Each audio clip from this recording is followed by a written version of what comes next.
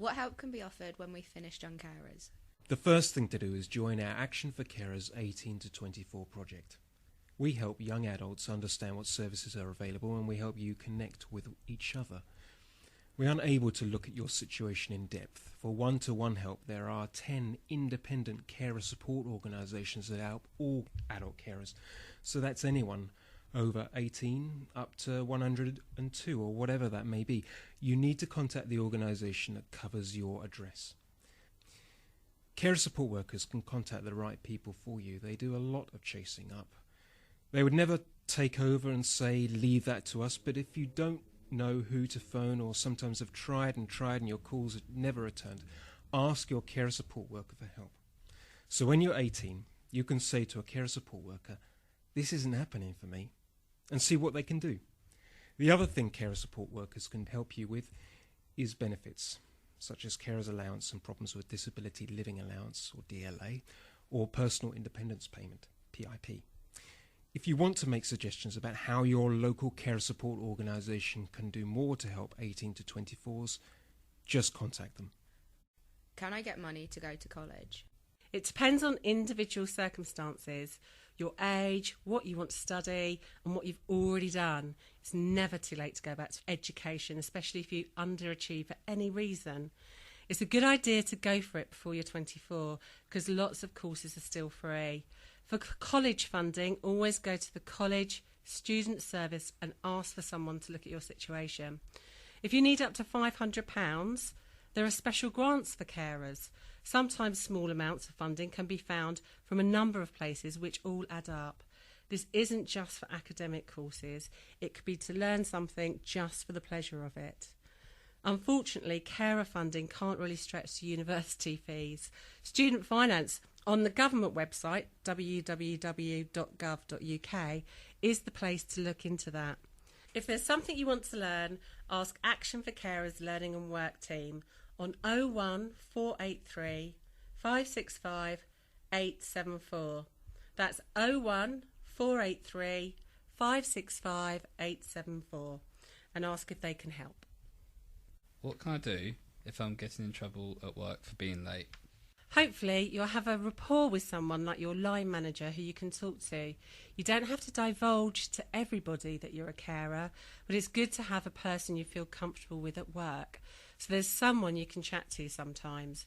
If it's becoming a period where the person you're caring for is unwell and that is stressing you because you don't know how you're going to fit it all in, you can air your point of view to that manager and see if you can come up with a solution. It's all about communication and finding a solution. For example, you could suggest changing hours for a trial period, or you could suggest starting an hour later each day and discuss how that would affect your pay or how you could make up the time. Basically, don't let it get to the boiling point.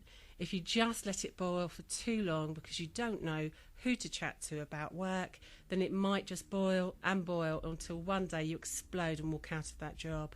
You don't want to get to that point where you've just had enough. Contact Action for Carers Learning and Work team on 01483 565 874. That's 01483 565 874, and they can help you with ideas to work through how to put things to your boss. I get frustrated and angry sometimes with the person I'm helping. Who can help me? The first thing to acknowledge is that it's normal to be angry and upset. Considering the stress of caring, it's quite a normal reaction. People get scared of that reaction. You go through many different emotions if you care for somebody. In a caring role, it's important to be very aware of how you're feeling and look after your own emotions. It's good to talk to someone. You can connect to people your own age by joining the Surrey YAC secret Facebook group. No one but members can see the postings. To join, send an email to 18-project@actionforcarers.org.uk. That's 18-project@actionforcarers.org.uk.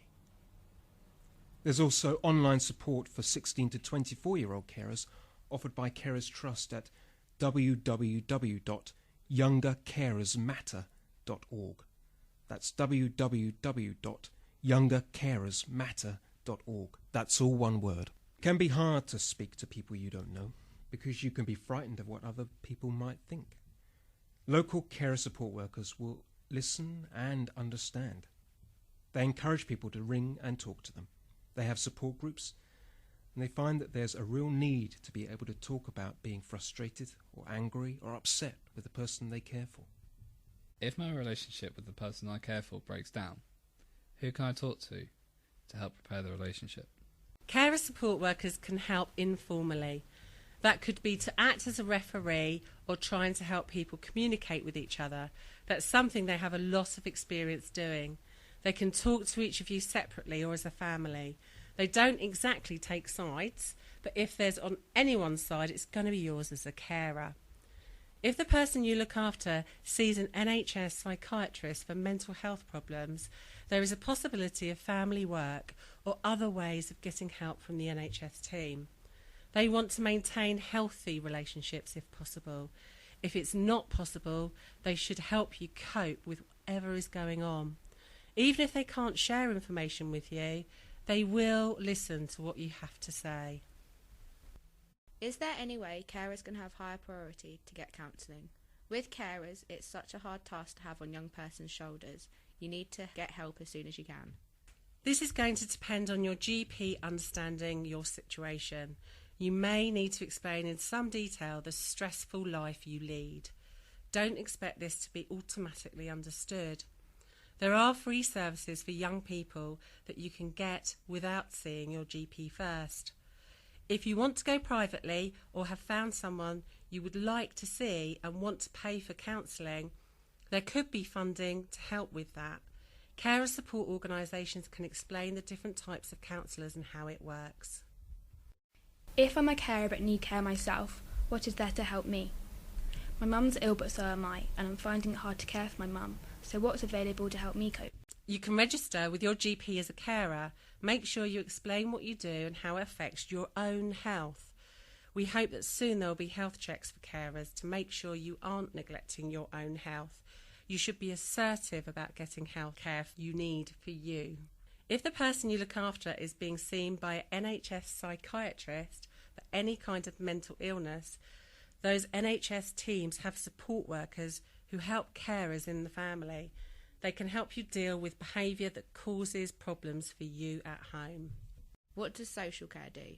Social care, in the first instance, supports the person you are looking after. That might involve someone to look after them at home or taking them out so that you can do the things you want. They take into account your own health and well-being, your opportunities to work, to go to college or university, and your opportunities to maintain family relationships and friendships. If your education is at risk or your employment is at risk and you don't already have social care help for your family, call Surrey County Council on 0300 200 100 5.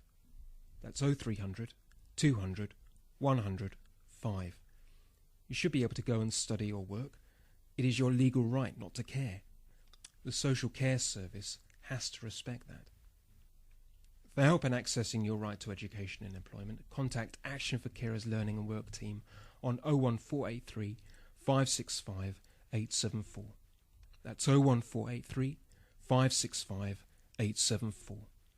What happens if I contact social care? As a carer, if you'd like to talk to social care, you can request something called a carer's needs assessment. Don't feel that you are begging. They have to offer you that assessment and consider the needs of the whole family. A new law has just been passed that says the needs of young people under 18 also have to be included. The assessment is a chat. It's about what you're doing for the person you care for and also about supporting you. After they've had a chat with you both, they will then make decisions with your family about what they can do to help you with, and perhaps how other partner organisations can help too. For instance, if you're only able to work part-time and you want to work more, or if you're thinking that you can't go to university because of the person that you care for, I'd like to know about that. They'll work with you and the person you care for to see what other kinds of care arrangements would enable you to go to university or work those extra hours. So, it all starts with honest conversations with social care about what you want to achieve in your life. and what might be stopping you from achieving that. If it's caring that's getting in the way, social care will work with your family on arrangements. Who can I talk to in an emergency? There are a few options here.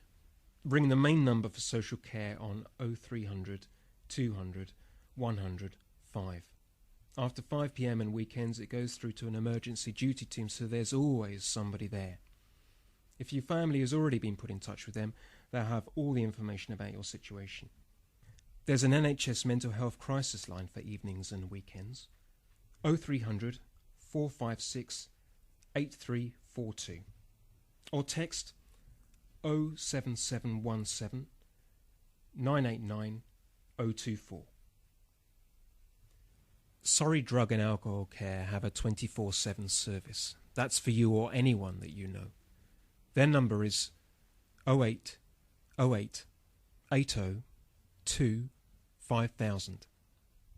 If you wake up in the small hours of the morning worrying about something, the Samaritans are there to listen to you. And that's including at Christmas and in the New Year.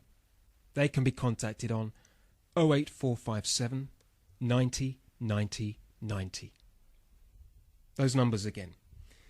Social care 0300 200 100 5.